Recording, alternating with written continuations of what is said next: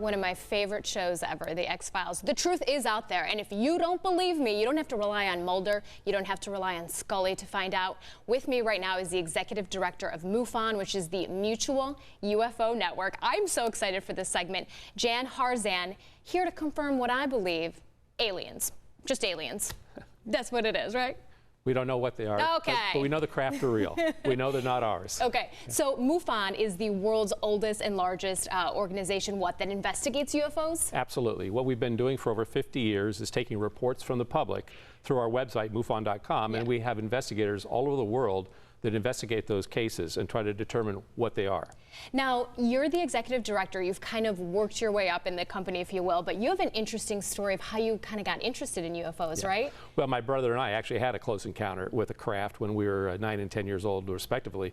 And we actually saw something 30 feet from us hovering 10 feet off the ground with landing gear on it. And it was making a humming noise. And so it was not from here, as far as I know. Okay. I've never determined where it's from.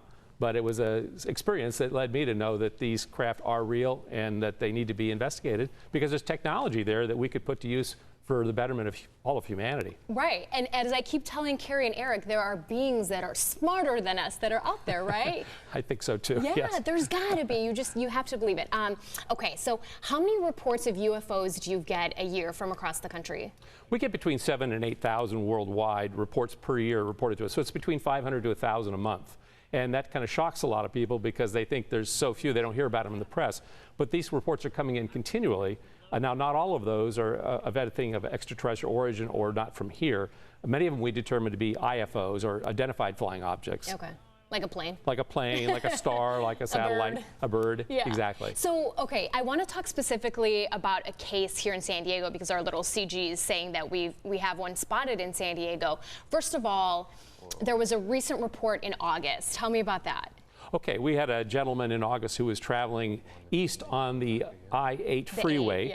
Yeah, and he saw a large football-sized object with a tail fin on it, but no wings and no motors and no jet engines. But it was hovering about 20,000 feet in the sky.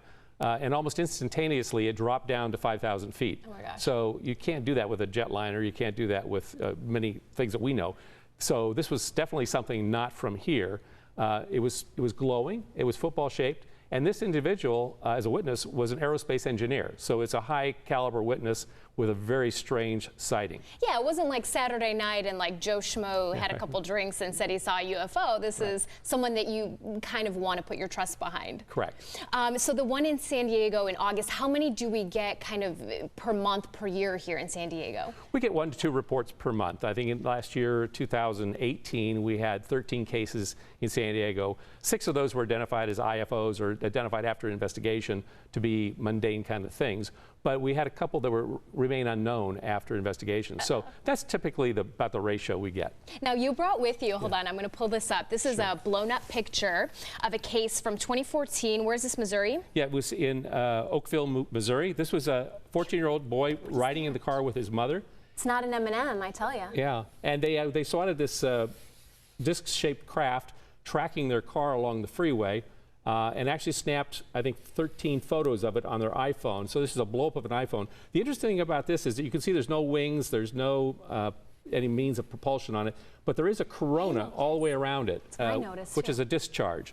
So these craft use some kind of a field propulsion system to move them around space and time. So it's funny when you look at it on our television set because it looks like just a little smudge there, but that's what we were saying, like the super blood wolf moon that everybody was taking pictures of. It's kind of like that. You see it in person and it's this amazing thing. You try and take a picture and it looks, you know, like a little dot.